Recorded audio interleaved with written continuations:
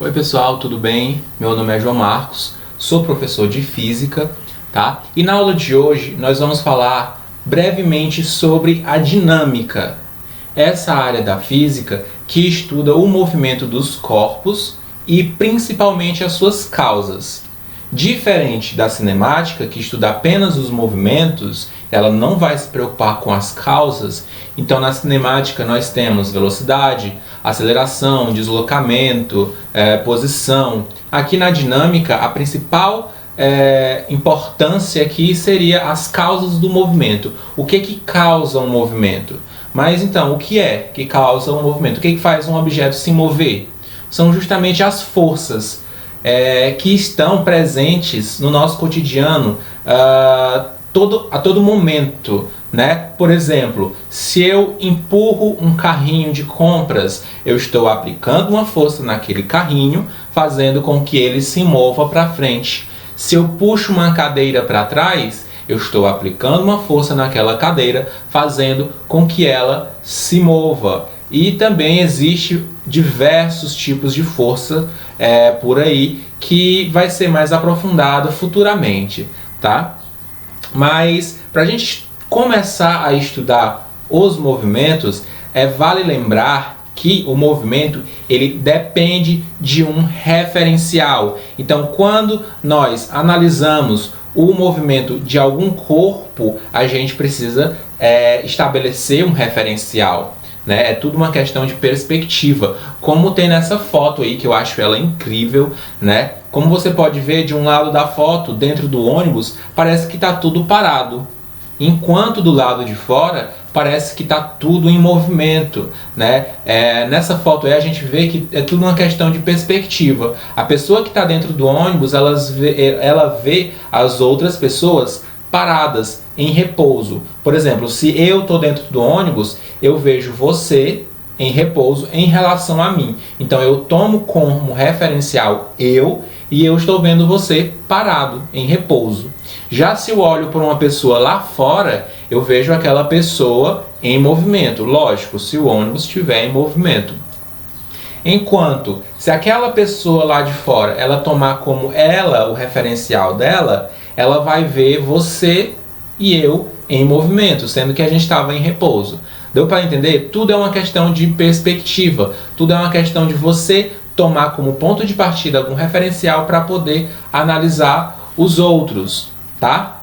E o movimento, ele é estudado, gente, há muito tempo atrás, data da Grécia Antiga, com Aristóteles. O começo do estudo dos movimentos começou com Aristóteles. E o engraçado é que naquela época acreditava-se que a matéria era constituída dos 4 elementos, que são o fogo, a terra, o ar e a água. Então todo o corpo ele tinha um pouco desses elementos. Por exemplo, a pena, né? A pena ela era formado um pouco de terra e um pouco de ar. Por isso que ela não caía tão rápido, né? Ela vai caindo mais devagar. Enquanto uma pedra ela é formada mais de terra, por isso que ela cai mais rápido. Seria mais ou menos esse o entendimento que eles tinham na Grécia Antiga. E Aristóteles pegou esse estudo, né, dos 4 elementos e aplicou ao seu estudo do movimento,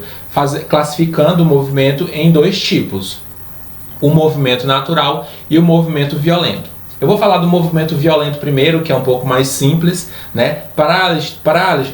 Para Aristóteles, é difícil o nome dele, a palavra movimento, o movimento violento, né, no caso, ele origina de empurrões e puxões.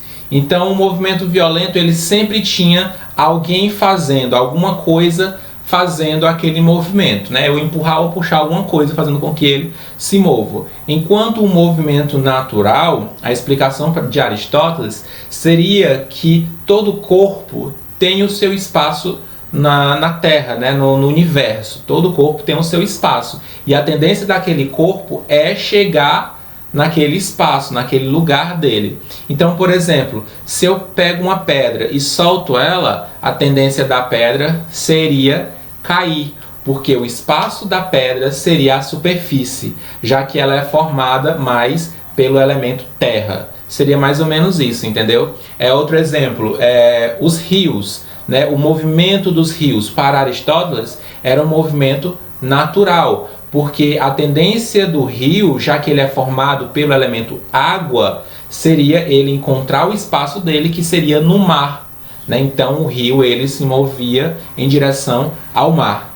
E também tem a fumaça. Aristóteles via que a fumaça ela se movimentava para cima, porque para eles, né, a fumaça ela era formada mais pelo elemento ar, né, que se encontra acima. Então a tendência dela seria se movimentar para cima, certo? Então todos esses movimentos naturais que não tem ninguém fazendo, Aristóteles nomeou de um movimento natural, tá? Para Aristóteles também, todo movimento era acompanhado de uma força. Tinha movimento, tinha uma força, certo? Nunca tinha só um movimento assim, sem nenhuma força sendo aplicada.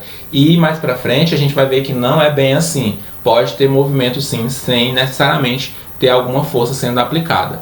Beleza? Outra afirmação de Aristóteles é que a queda de um corpo ela é proporcional ao seu peso.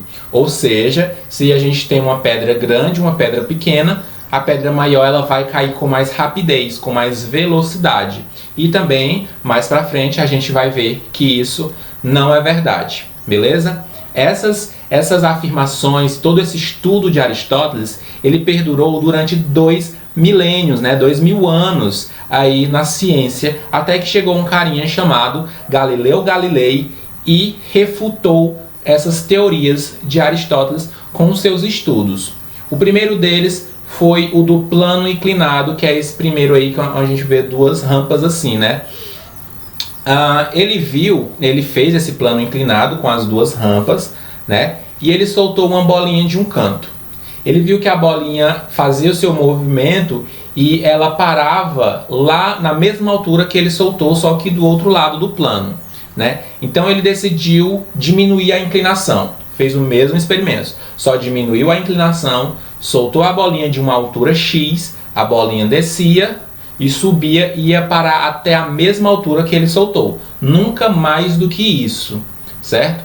E aí ele ficou analisando isso e pensou, mas e se eu deixar um plano inclinado e o outro eu deixar reto, né, como está nessa última aí? O que acontece com a bolinha? A bolinha sempre parava lá na mesma altura, e se ela nunca chegar a essa altura, será que ela vai andar para sempre? Né? Então esse era um estudo que Aristóteles estava fazendo e ele chegou a afirmar isso. A bolinha ela ia continuar andando até que alguma força pararia ela, certo? Então esse é um dos estudos e um dos experimentos de Galileu Galilei. O outro seria o experimento da Torre de Pisa. Esse experimento aqui é meio controverso porque muitos historiadores dizem que não aconteceu de verdade, né? Mas Galileu Galilei ficou famoso também por ele. Que no caso ele disse, né, que se a gente soltar dois corpos de massas diferentes de uma altura, a tendência deles é cair no mesmo tempo no chão. Ou seja, a massa do corpo ela não interfere na velocidade. Se eu pegar uma bola de boliche e uma pena e soltar ela, é para eles caírem na mesma velocidade no chão. Lógico que a gente não consegue ver isso aqui na Terra, justamente porque nós temos o ar. A resistência do ar não faz com que a pena caia mais devagar. Mas num ambiente onde tenha vácuo, ou seja, onde esteja no vácuo, né, ou seja, não tem ar, não tem resistência, não tem nada, a tendência é realmente que as duas caiam ao mesmo tempo. Isso é muito legal de ver.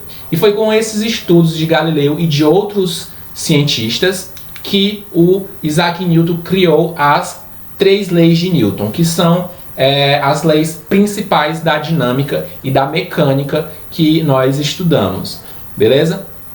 As leis são a lei da inércia, a lei fundamental da dinâmica e a lei da ação e reação. Vamos ver resumidamente cada uma aqui, tá bom? Na lei da inércia, Isaac Newton ele enunciou da seguinte forma: todo corpo continua em seu estado de repouso ou de movimento uniforme em uma linha reta, a menos que seja forçado a mudar aquele estado por forças aplicadas sobre ele. Né? Geralmente tem alguns enunciados um pouco difíceis de entender, mas esse aqui eu vou resumir basicamente o seguinte: se um corpo ele está em repouso, a tendência dele é ficar em repouso, a menos que alguma coisa haja sobre ele, fazendo ele mudar o seu movimento. Ou então, se alguma coisa está em movimento, a tendência desse corpo, né, em movimento, é continuar o movimento, a menos que alguma coisa faça-o parar ou acelerar, né?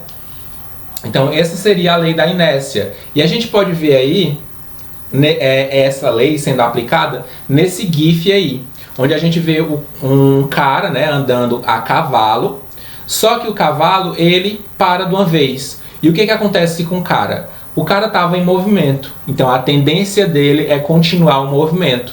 Se o cavalo para e ele quer continuar o movimento, ele vai para frente e cai. Essa lei também é muito vista em ônibus e carros, né? Se você está andando de carro e o carro para de uma vez, você vai para frente. Por quê? Você estava em movimento, então a sua tendência era permanecer em movimento para frente. Por isso que o uso de cinto de segurança é muito importante para evitar acidentes por conta da inércia, da sua inércia, tá bom? Vale ressaltar que a inércia ela está relacionada com a massa do corpo. Ou seja, se eu tenho dois animais, por exemplo, né, um elefante e um cachorro, qual é o mais difícil de fazer se movimentar? Qual é o mais difícil de empurrar? Seria o elefante, porque a massa dele é maior. Então a inércia do elefante é maior do que a inércia de um cachorro. Ou seja, é mais difícil de fazer o elefante se mover do que um cachorro. Beleza? Então essa seria mais ou menos a primeira lei de Newton, mas resumidamente. Já a segunda lei é a lei fundamental da dinâmica. Newton enunciou da seguinte forma: a mudança de movimento é proporcional à força motora imprimida e é produzida na direção em linha reta na qual aquela força é aplicada. Novamente, outro enunciado meio complicadinho de entender. Mas a gente pode resumir essa lei, resumir esse enunciado através dessa equação muito simples. A força resultante sobre o corpo é igual a massa vezes a aceleração. A massa do corpo vezes a aceleração do corpo. Então, a partir dessa equação, você consegue desenvolver diversas aplicações na área da dinâmica, né? Só que agora a gente está preocupado mais em mostrar os conceitos, tá? As aplicações nós vamos deixar um pouco para mais tarde, tá? Para futuramente, certo? Então, essa seria a segunda lei de Newton, bem resumidamente, através dessa equação, beleza? A força resultante sobre o corpo, ela é proporcional à massa daquele corpo multiplicada pela sua aceleração. O que significa isso? Né? É a mesma coisa do elefante e do cachorro, né? Se o cachorro ele tem uma massa, ou se o elefante, como o elefante tem uma massa maior que a do cachorro, eu vou precisar de mais força para fazer ele se movimentar, né? Para acelerar ele. Agora, né? Se, por exemplo, eu faço uma mesma força nos dois, tanto no elefante quanto no cachorro, né? O elefante ele vai com uma aceleração menor, porque a massa dele é maior, tá? Então, essa é a segunda lei de Newton, resumida nessa equação. E a terceira lei de Newton seria a lei da ação e reação. Newton enunciou da seguinte forma: sempre que um corpo A exerce uma força em um corpo B, este reagirá, exercendo em A outra força, da mesma intensidade e direção, mas de sentido contrário. O que quer dizer essa lei? Vamos pegar um exemplo aqui. Se eu empurrar essa parede, né? Eu estou fazendo força na parede, eu estou aplicando uma força na parede. Acontece que a parede ela também está aplicando uma força na minha mão. Então seria justamente a ação, eu estou empurrando a parede, e a reação é a parede empurrar a minha mão. Então a força que eu estou aplicando na parede tem o mesmo valor da força que a parede está aplicando em minha mão, né? Como ele diz aí, ó, tem a mesma intensidade, ou seja, o mesmo valor, a mesma direção, que seria horizontal, né? Ó, horizontal, só que o sentido é contrário. A força que eu estou aplicando na parede é no sentido para dentro da parede, enquanto a força que a parede aplica na minha mão é no sentido para fora. Então são sentidos contrários, tá? Lembrando que essas forças, a força de ação e reação, elas atuam em corpos diferentes, tá? Elas não se anulam. Ou seja, a força da minha mão, ela está atuando na parede e a força da parede está atuando na minha mão, tá? Sempre em corpos diferentes, nunca no mesmo corpo, beleza? E essa lei aqui, ela também está presente no cotidiano. É como eu gosto sempre de dizer, gente, a física em si, ela está presente no nosso dia a dia. É a gente que não percebe isso, porque é algo muito natural. Mas todas as leis estão sempre presentes no dia a dia. Eu já dei um exemplo lá da lei da inércia, a lei da ação e reação também. O simples andar, você andar, correr, caminhar, tem uma aplicação dessa lei, porque você está colocando força para trás no piso e o piso está lhe empurrando. Então o que acontece ao você caminhar é que o piso está lhe empurrando para frente porque você empurra o piso para trás, né? É uma coisa muito louca, mas é isso que acontece, entendeu? Outro exemplo da lei da ação e reação é justamente o que tem aí do foguete, né? O foguete, para decolar, ele solta o combustível, né, fazendo fogo, aplicar uma força no solo para baixo, o que faz com que o solo reaja, e aplique uma força para cima no foguete, fazendo com que o foguete vá para cima, entendeu? Então, gente, essas leis da física, elas estão sempre muito presentes no nosso cotidiano.